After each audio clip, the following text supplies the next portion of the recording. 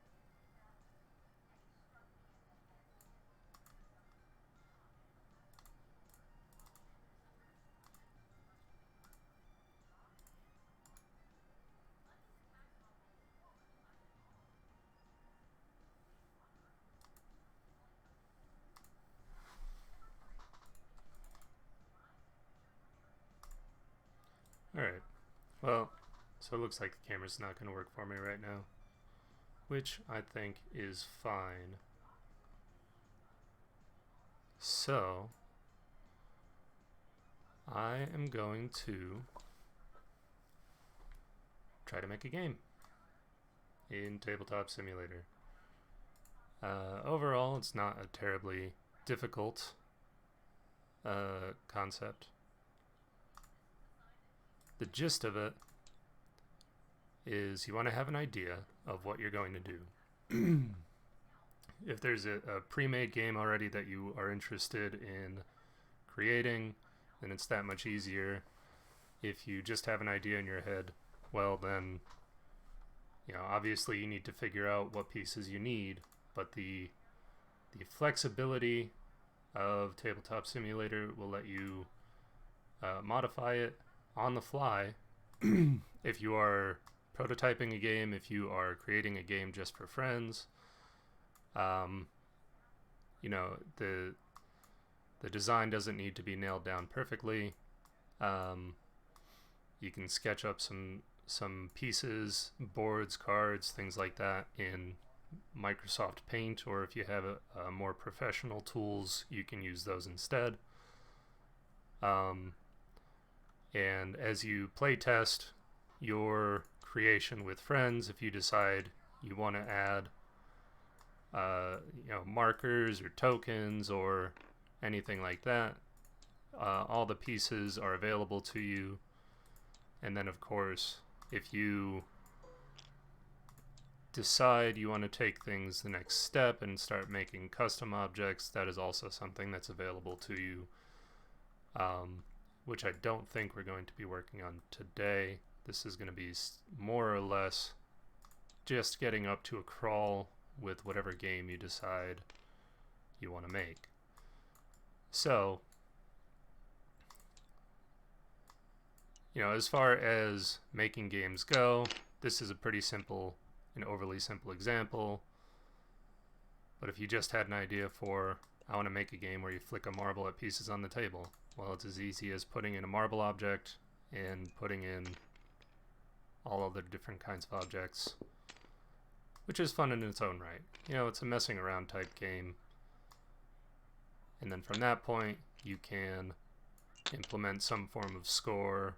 There's lots of tools over on the side that let you type out like score,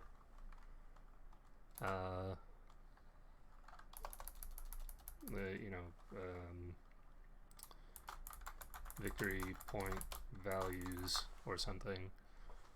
You could say 1 point for cube, 2 points for pawn, 3 points for rook. And then you could say, you get the points for just knocking the thing off the table, maybe without having the marble go off. If the marble goes off, then you lose any points that you would have scored. But so that's just to give you the general idea. Now, Tabletop Simulator does offer the option of adding in custom items. It's just, it gives you a bunch of blanks, and you have the option of uploading images, PDFs, even potentially models. If you're a 3D modeler, you can upload that. I'm not generally a 3D modeler, so I'm not going to get into that today. But so we made a card game, so we'll look at making a card game, and we'll sort of recreate how we made sellouts within Tabletop Simulator. So I'll just pull this off to the side 1 second. I don't want to give away any of my secrets. So when you go to create a custom item from this custom menu, it'll pop up with a dialog box saying you can upload different items. So if you have cards already pre-made, card images already pre-made, you can upload them. The face, you can. The face is what's going to be on the front of the card, and the back is obviously what is going to be on the back of the card. So actually, let's do the back first. Desktop.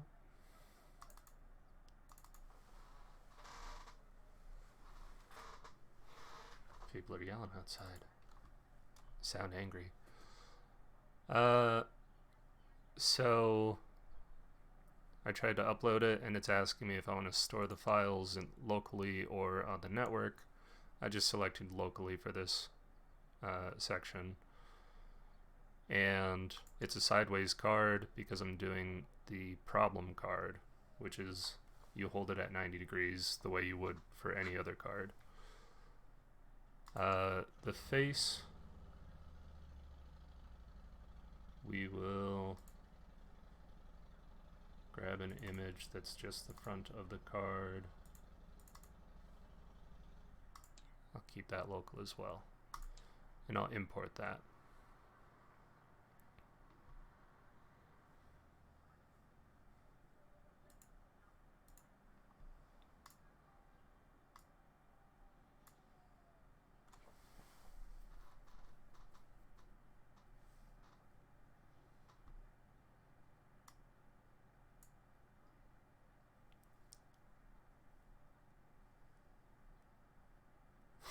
Well, apparently, Tabletop Simulator is just going to crash.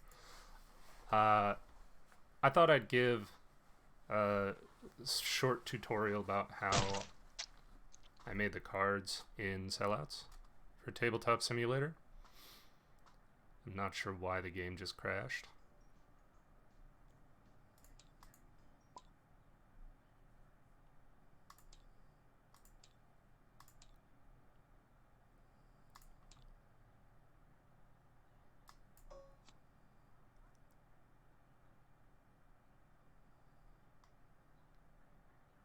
Yeah, we get to start over.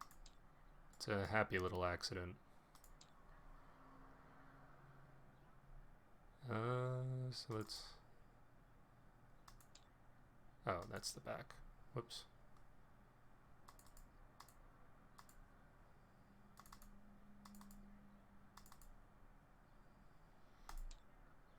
Throw in the back of the card. We'll just throw in the blank just to make it easy.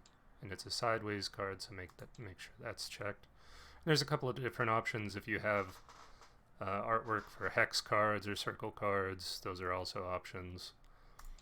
So we can import that, and boom. So it didn't crash this time, and we have a problem card. And because the image that was used has... Oh, well, that looks wrong. Well, anyway. So there was a... What would you call that? orientation issue, which is not a big deal. Just the file that I was using was pre-rotated to account for when I was trying to upload to Tabletopia. But that's the basic idea. So now we've got a problem card. And I'm curious if we can write... No, you gotta write directly on the table. Okay. So, it sort of gives you an idea of... Itari, thank you for the subscription. Subscribing to the channel you've been streaming to for the past day and a half. Thank you for the Prime, man. So we can take this a step farther and import an entire deck, which it's a little bit more involved. Oh, no, you won't get ads. Okay, that makes a lot of sense. This process gets a little more involved, and to make a game like Sellouts, where you have a few hundred cards, you do have to sort of play around with how things are set up to the point where you have to provide a template for the faces if you want the faces to be different. And I think you can even provide, you can set it up so that each card back is different. If you for example, had a set for your card game where you had 50 cards and they all had different backs and all had different fronts, that's something you can do with just this one dialog box. That's not really an issue. You don't have to go through the process of adding a single custom card and then making a deck out of that. And so what that ends up looking like,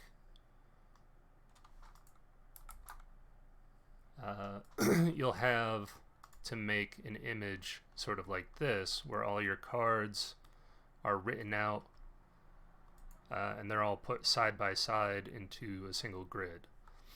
Now the limitation here, as powerful as this tool is that you can only, in Tabletop Simulator, go as many as 70 cards, or I guess 69 cards.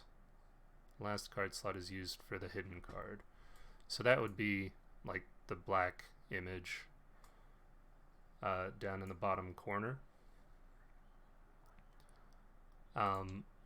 So I've already got this uploaded. This is actually this here is actually the image that's uploaded to Imager that our Sellouts game uses. No, not for backs. We'll put that in fronts because these are the front of the cards. We don't have unique backs. They're all going to be the same. And since this is the feature cards, we'll grab the back for the feature cards. We'll keep it local for now. And I don't know how many cards there are. 1, 2, 3, 4, 5, 6, 7. 1, 2, 3, 4, 5, 6, 7, 8, 9, 10. Okay, so we do have 70 slots here. So that all works out very well. They're not sideways. The back is, instead of using the last slot on face image for hidden card, the back image will be used. So I'm not going to check this because I believe that means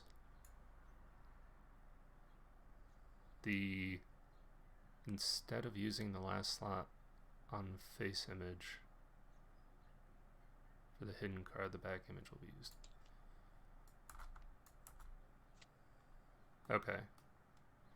So I think if I had checked that this would use, or if I left that unchecked, it uses whatever's in the bottom corner for what shows up when you flip the entire deck over.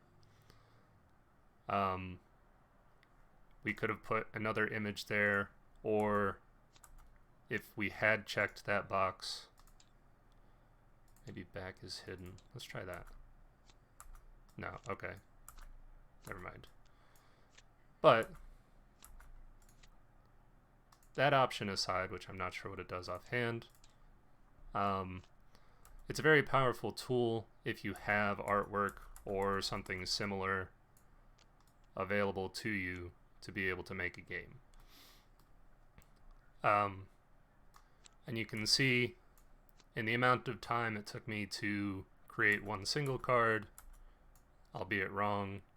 You can also create an entire deck of 70 cards as long as you have the artwork laid out properly.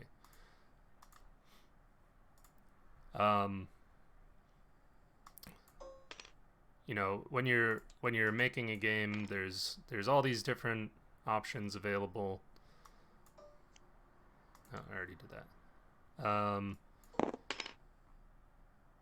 You know, we can spin up paint, and let's make a board. Let's make a board that has, let's say, 4 corners.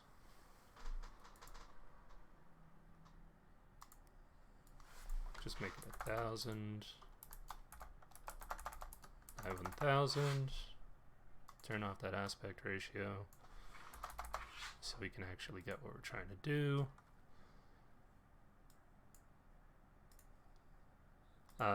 And then, you know, we could just go nuts with it. Let's make a game where you have 4 quadrants.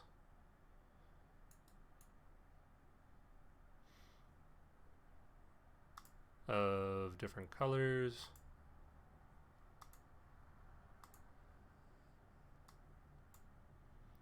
And let's say it's some kind of territory control game.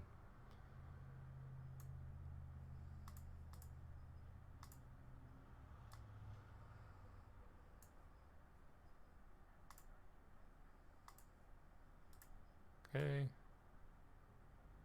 Yeah, nothing crazy. If you're just making a game to prototype, or if you're just trying to have fun with friends, none of this has to be super professional. I feel like I accidentally almost created the Windows logo here. 4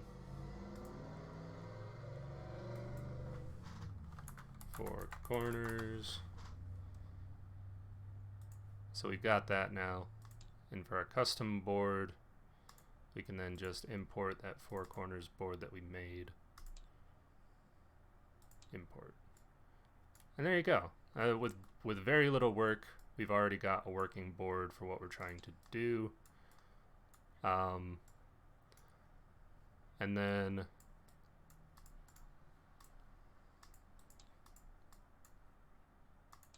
hello, let me select.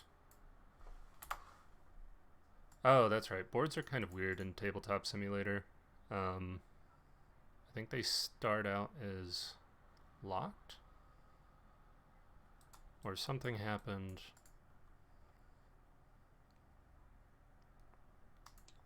Yeah, so this board started out as locked, so I just needed to go into the right-click menu and unlock it. Not at all on purpose. So from here, so we've got a board, you know, and, you know, very basic board. Maybe we have each player gets 4 pawns.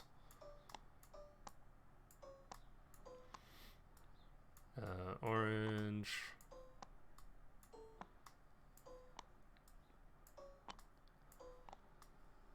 And as far as the game itself, you know, probably your game would have more complex figures or images or things like that, but for prototyping it really doesn't matter. So maybe this is some kind of game where each player has the option, no, don't need that. They have the option of moving one of their pawns to a neighboring space. Or, you know, a diagonal space or what have you. And let's say you can only move one at a time. But if you're ever outnumbered in a space, that territory then belongs to whoever has the majority. Maybe that's the kind of game you want to make. But with a very small amount of clicks, you know, we've created the basis for a board game And then because of the objects menu with the components, you have all kinds of resources available at your disposal. You know, maybe it's not just about being able to move one of your pieces outside. You grab a dice, and now you have to move one of your pawns so many spaces. So let's say I'm the green player, I have to move one pawn one space. Well, to maintain control of my territory, I can move one of my guys back. Then as the yellow player, I rolled a 6. So, you know, I can move this guy 1, 2, 3, 4, 5, 6. Or 1, 2, 3, 4, 5, 6. You know, and very basic concept, but you can see how, with the addition of an extra game piece, how the entire system could change. How the entire game could change to make the game more complex, to make the game more strategic, or to make it more luck-based. And there's all kinds of pieces that are already available for you to use. So if I wanted to, let's say, give someone the opportunity to summon a centaur into the game, there's a centaur piece available in the RPG kit set. And this is only the tools that are available from the game itself. I believe if you go to the Steam Workshop, it gives you the opportunity to download extra pieces that other players have made. I think one of the really neat things about Tabletop Simulator is just the absolute flexibility of it all. I don't know what you'd use any of this for, but it's all available, you know? There's different boards you can work off of. If you just need a grid, you can play off a chess board or a Go board. Or again, go and paint, make your own to suit your needs.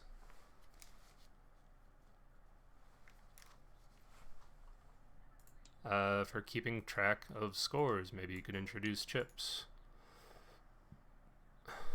Or, I don't know if these are colorable. Nope, they come out white. Is that colorable? That is colorable. No, comes out white again.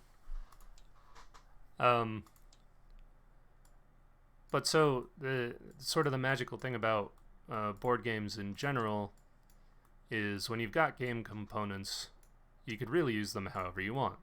And part of the reason why there's so many games out there is because that's exactly what people do. You know, you don't have to reinvent dice for every single game that's out there. There's already, you know, 12 different sizes of dice that are standard. You just got to figure out a new way to use them. Pawns can represent any number of things. If you wanted to do territory control, if you wanted to do resource management, you know, this pawn is just as easily a character for a player to move, or this pawn could just as easily be a resource, you know, wheat.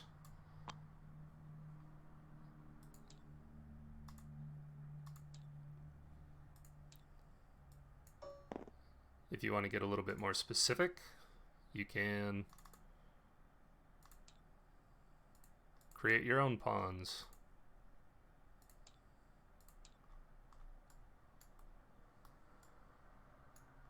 Where you just import a picture. I apologize, I probably don't have access.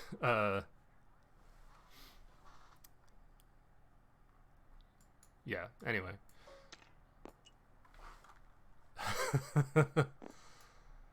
Well, and so that's the kind of flexibility you have available. If you have a picture, that image that I used when I imported it into the game, it ended up having a transparent background because I made it a PNG. where I just had the guy cut out, and so then it, instead of just looking like a rectangle, it looked like almost like a cardboard cutout, which might be a little more pleasing in your chosen aesthetic. So you really have a lot of room to sort of make the game your own.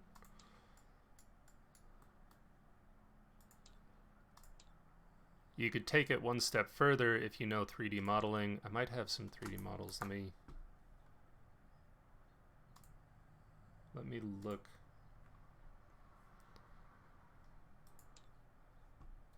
I don't have a lot of experience with this, so we'll see if it works out.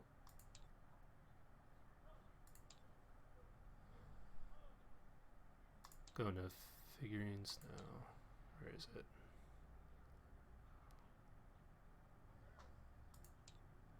Custom model. Use one of these 3D models that Windows has built in. Copy as path.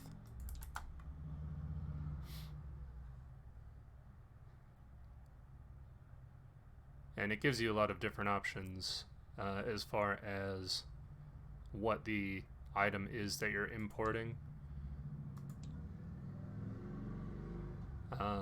And it gives you options as to materials, specular intensity, that makes it shiny or not shiny. Lots of things I'm not going to mess with right now. It will cast a shadow. Can we import that? Where'd it go? Is it just really tiny?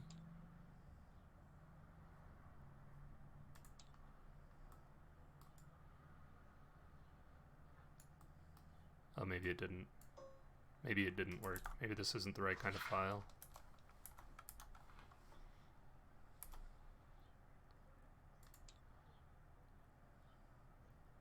Okay, so it is the wrong kind of file. Do I have any OBJs or raw M's? I don't think so.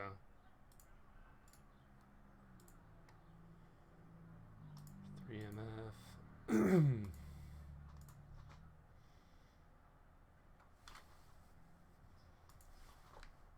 Let's see. I know I've been working with 3D files recently because I've been doing 3D printing recently. STL files. It probably does not accept STLs.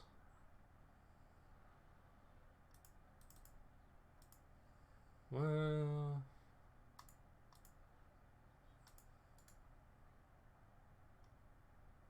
open with, how can I open this? Oh, let's try to open it in Paint 3D. Maybe this will have the desired effect.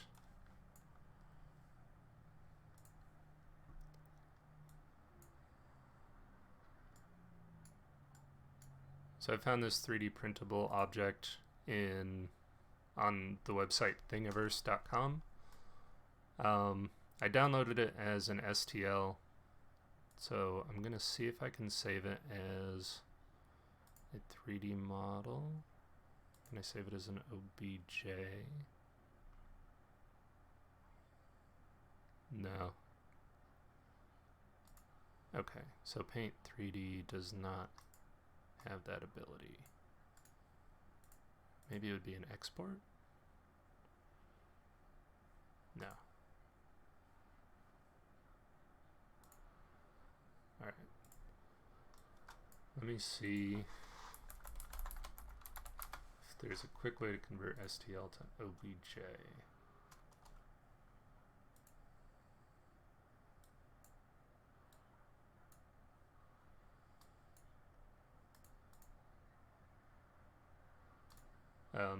As far as all this goes,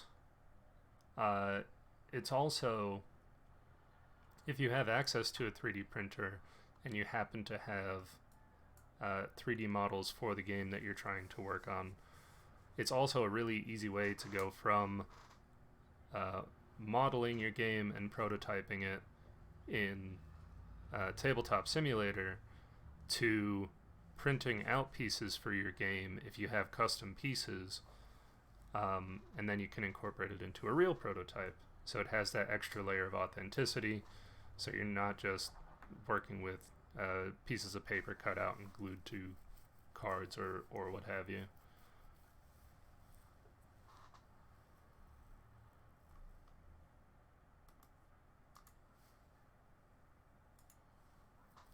Let's see. Online mesh converter.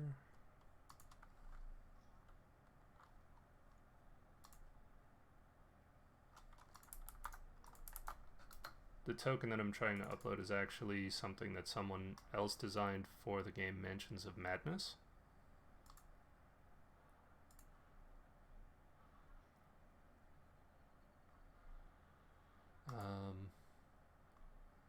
And it's something that I was considering printing, just so you can see what I'm doing off camera. I just found these STL to OBJ converters online, so I'm going to try these out.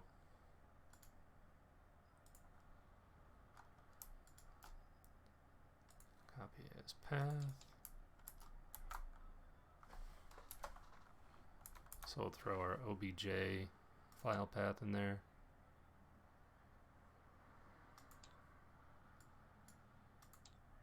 Did it still not work?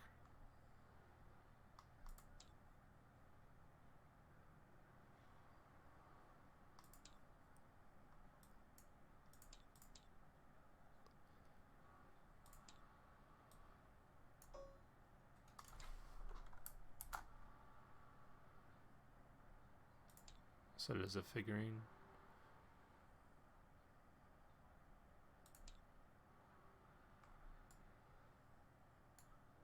Cannot connect to destination host.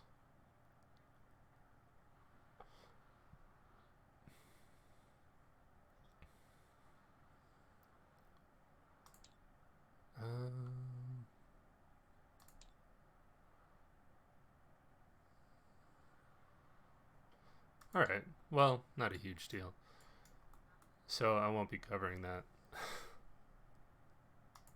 for this little tutorial.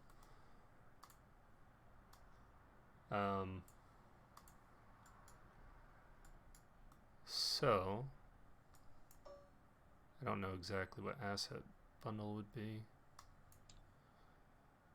There's also help tools. It's the most advanced, fully featured asset type for Tabletop Simulator. An asset is created in Unity and then exported in a special format to be imported to your game. So that's neat. I can't think of anything I'd use it for just in the moment that I've learned about it. But that's also an item that's available. Custom PDF if you wanted to do your rules.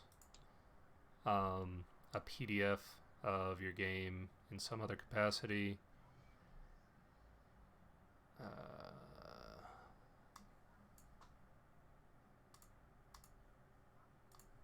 Yeah, the world is your oyster. If you can imagine it, you can create it.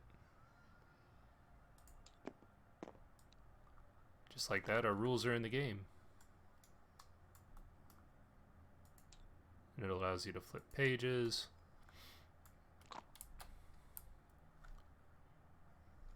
I should probably incorporate that into the actual Sellouts version of Sellouts copy of Tabletop Simulator. Gives you a nice beefy rule book that you can look at, admire in all its glory, and it's super easy to create a PDF if you have access to any word processor, Microsoft Word, Google Drive. Very easy to export your documents to PDF, so it's almost trivial to make a PDF that you can import this way. And the tools themselves make it really easy to incorporate your PDF. And it's even auto-sized. So this PDF itself is 2 pages long. It's the exterior of our rulebook, and then the interior of the rulebook, and it's all laid out very nicely. This is, you just read, you know, top to bottom, flip the page, and continue.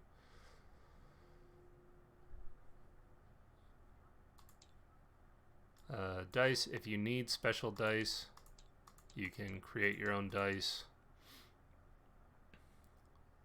They have specific ways that the dice need to be laid out when you are importing a dice image,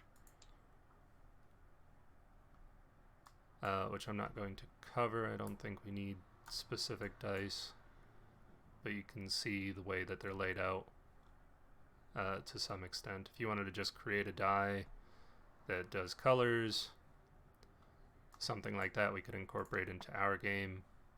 Here, where if you took the D6 template and laid out the 4, well, maybe we do the D4, and you lay out the 4 colors,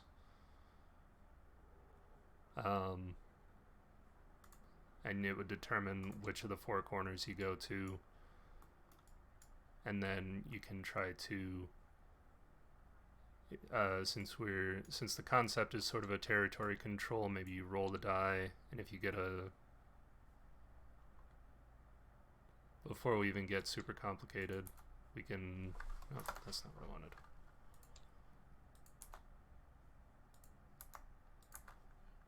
Maybe you roll the die.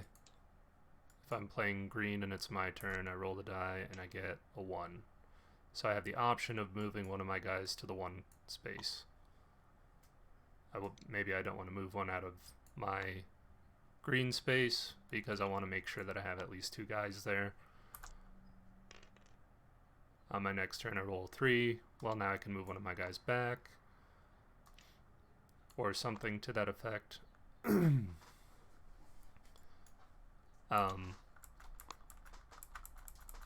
I don't really have a goal in this game yet.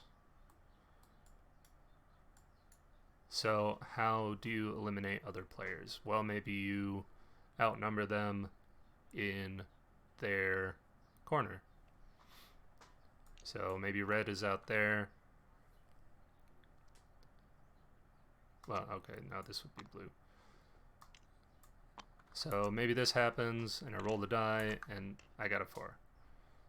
So I can take this guy off of 1, drop him into 4, now I get the blue guy, and that territory is mine.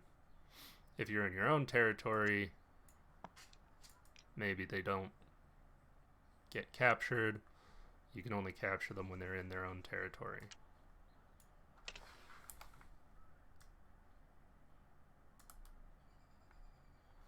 Oops. I can delete the Minotaur.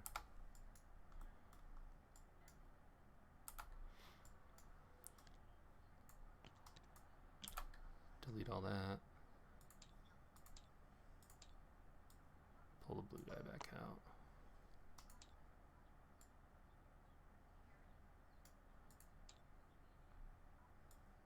There's also options. You could have a bowl if you wanted to keep pieces in a bowl. Maybe lock that down so people can't grab the bowl by accident and spill all your pieces. There's a lock option. Although it seems to do a pretty good job of not spilling everything out.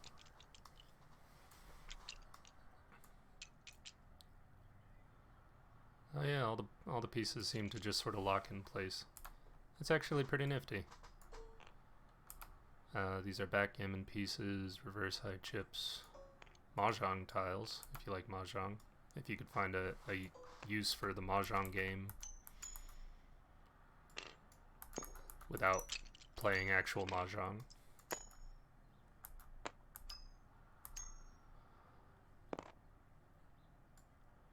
Or you can get rid of all of this if you're a fan of RPGs.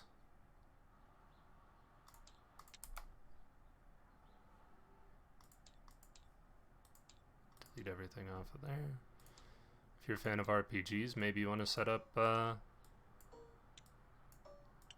dungeon for your players.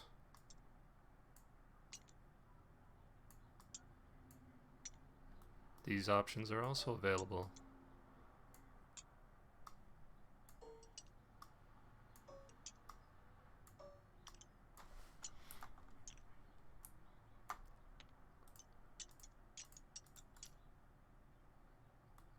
The nice thing about the tiles, they have a snap to grid. There's a snap to grid option. If you want to make sure that nothing happens where if you bump tiles, then they go off kilter, like they just did when I dropped in this end piece. At the beginning, they were all sort of snapping to a nice grid alignment, but then when I changed the angle of one of the pieces, it sort of started throwing everything else off. You can lock the items, the walls down as you go. You can do that en masse if you don't want to do it one at a time. I think there's actually a key for locking them down, but I don't know if it's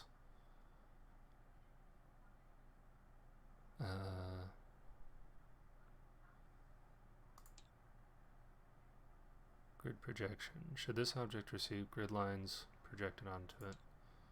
Okay, I don't know what that means offhand. Auto raise, grid, snap. You can make it so that it's not selected when you're dragging. So you'd have to drag it specifically, or select it specifically. I set these all to lock.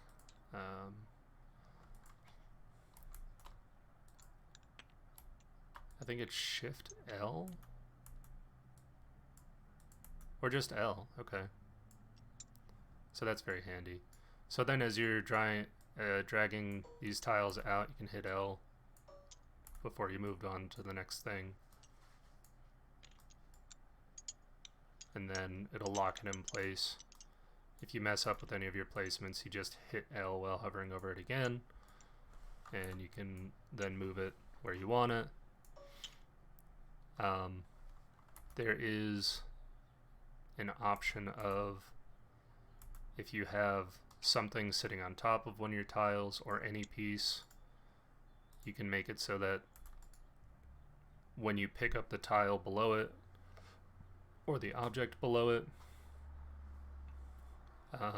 objects above it will be attached to it.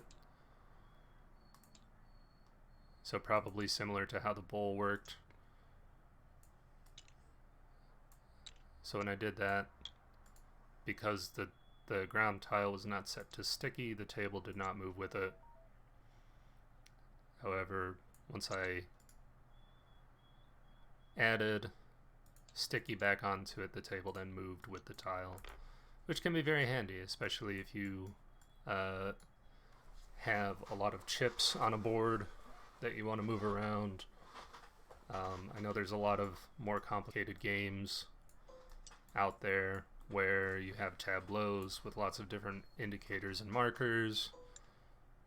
There's a lot of useful options in Tabletop Simulator that will help you accomplish with what you set out to accomplish,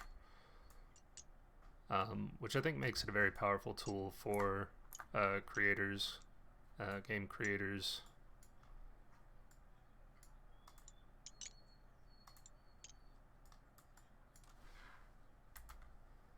Or even just casual creators. You know, you don't have to be an expert getting into the field if you just wanted to make a game as a hobby, if you just wanted to make something to screw around with friends. Tabletop Simulator gives you a lot of nice options, like putting a tree in your dungeon right next to this nice rock. Obviously, you'd set it up in a more aesthetically pleasing way, but these are all things that you have the ability to decide for yourself.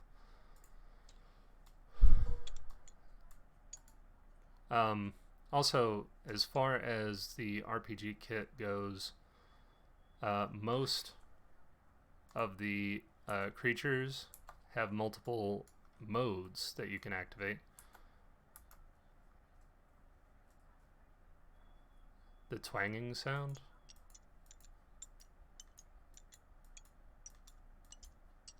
Is that the sound you're talking about? I think that's the sound of the ground tiles.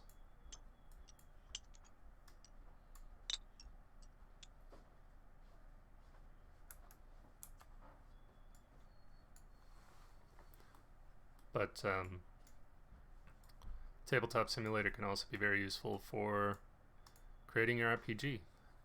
You can make a much more engaging campaign in the respect that you can show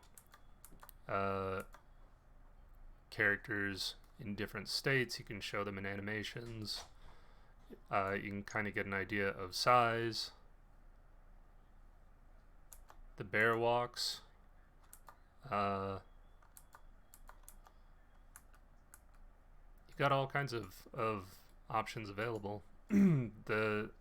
Each of these characters have a toggle for their mode, which you can use hotkeys 1, 2, and 3. There's if you press 2 while hovering over them, they'll do some kind of attack. If you press 3 while over them, they die. And that's how a lot of these are set up. Oops.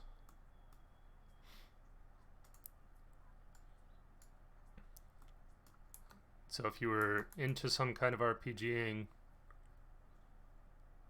I must be on a pretty big delay. This could be a very good tool for you. I think it would be really neat to design a campaign. I don't think you'd be able to do it like this. You might need to... VR might need to be a part of it.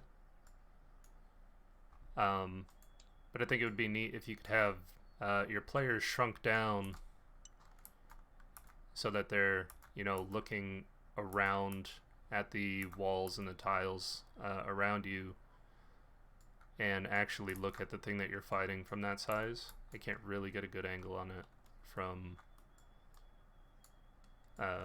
what I'm doing here. Actually, I wonder if I could do a view from the character's perspective.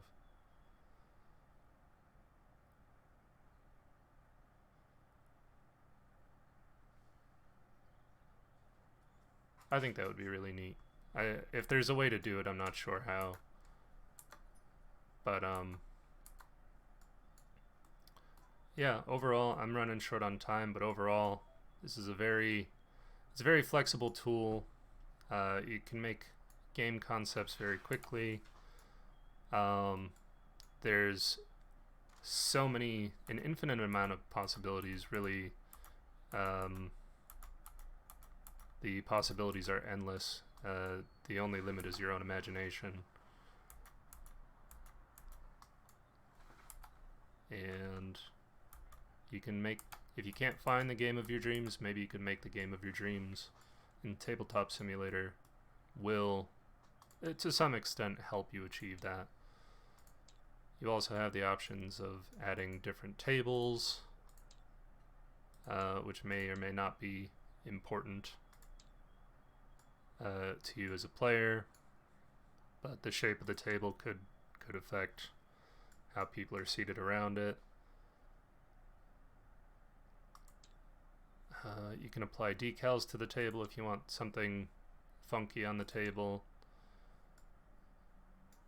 I believe this lets you move player positions around.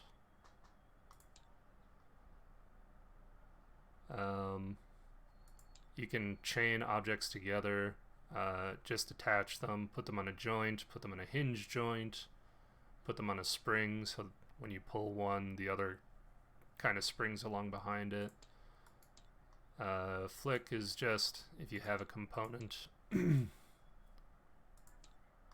if you have a component out on the board, whoops, take out flick, click the object and drag away from it, and you'll thrust the object across the world.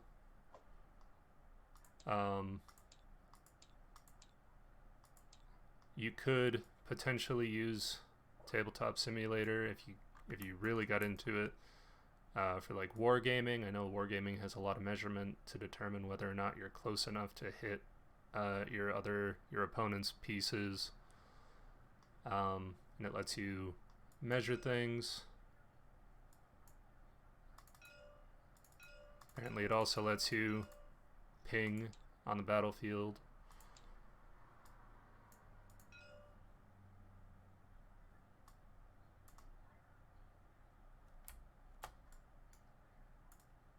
I'm not sure how to use the 3D measuring.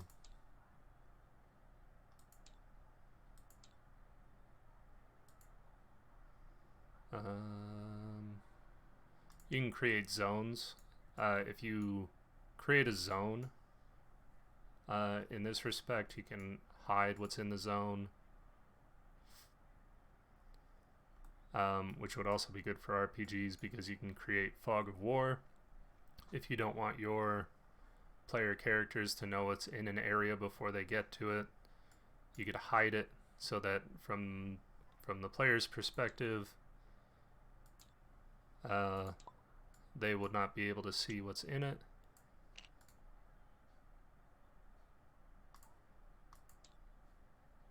Oops, that's not what I wanted to do.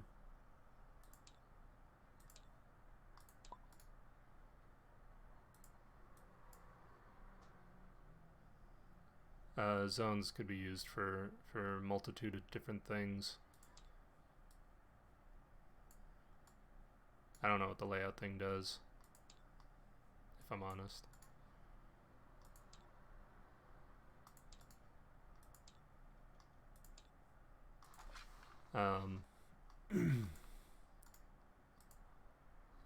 So if you left click on the object while you're in this mode, you can hide pointers that go into it. You can hide things from specific players.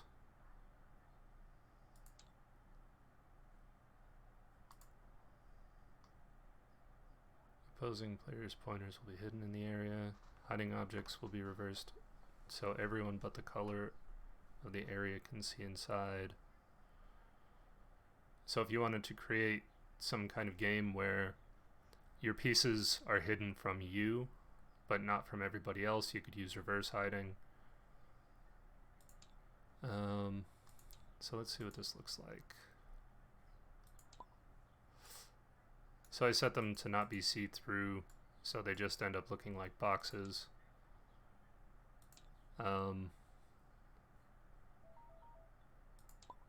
If I were to...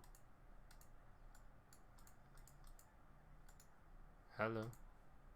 Oh, right, you have to have that, the zone selected.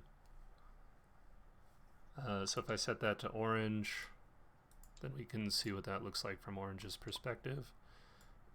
So the white box is still opaque to me, but I can see into the orange box. Promo not intended for orange box. There's the pen. You can draw on stuff. It's useful for pointing at things. Lots of different options for drawing shapes. When you erase whole segments.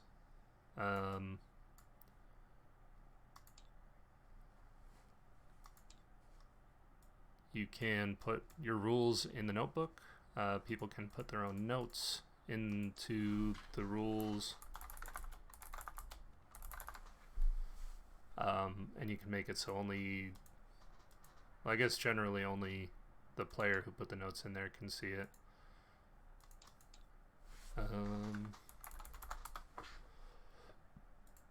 You can create specific notes for different players, where you can put it as gray so that everybody can see it. And then if you wanted to upload at the end of it, if you've got a game that's half decent, you splashed some artwork on there, made it look nice, then you can upload it to the Steam Workshop so that other people can play your game and see your genius at work. You just need a title, give it a description so people know what they're getting into, and give it a nice thumbnail so that it's eye-catching when people are browsing through the workshop. You can also add tags. How long does the game take? How many players can play?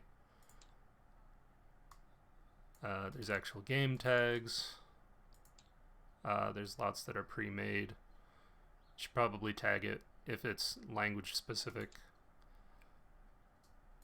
And I'm sure the community frowns on if things are poorly tagged, like if you put war game but it's a very family friendly game of just like you know, Candyland. People probably won't be super happy if you labeled it as war games. And then just because you upload your game doesn't mean that that's the end. You can also go to the update workshop. You would just have to get the workshop ID from where your mod is, supply it there. If you want to upload a new thumbnail, you can upload it here and then update it. And I think you have to do these steps within the game itself. I don't know if you can make those changes from the Steam Workshop menu itself. And yeah, I think as far as basic overviews go, that's pretty much all I have to talk about.